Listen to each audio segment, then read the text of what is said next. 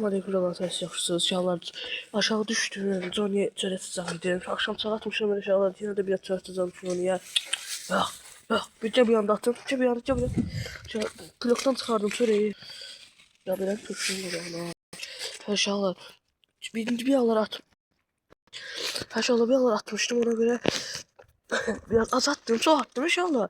Video bağladım ona göre. Ben oyuna gittiğinizde de. Ben de iyiymiş inşallah.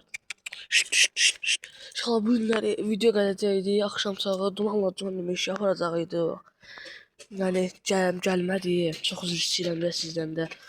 Yəni gəlmədi. Buyurun çəkin. Niyə inşallah yağışacaqdı. John nə var? Yağışacağına görə gəlmədi. Axşam sağı meşəyə dumanla Johnny ilə. Yəni çox üzr istəyirəm də. İnşallah gələn həftənin 6-cı gündə Mot ilə video gələcək. Ya Mot ilə video gəlməyini istəyirsə, yəni kanala like, abunə ata bilərsiniz. Əsgər Ağa demişdi ki, yeni it gələcək, videoda paylaşmışdı. İnşallah Akkara rəydədir, mənə demişdi də. İnşallah biraz arıqdır, John ilə belə arıqdır, it gətirəcəyik. İnşallah çörəyə yağlayasın.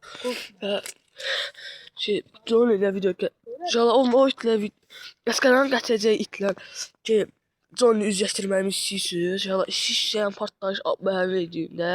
İnşallah John ilə neçəysə bax nətərdir böyüdü inşallah. Ay sağ ol itdi də itdi. İnşallah neyse sağ olun. Sağ olun. Kanalına like atıp abone olmayı unutmayın.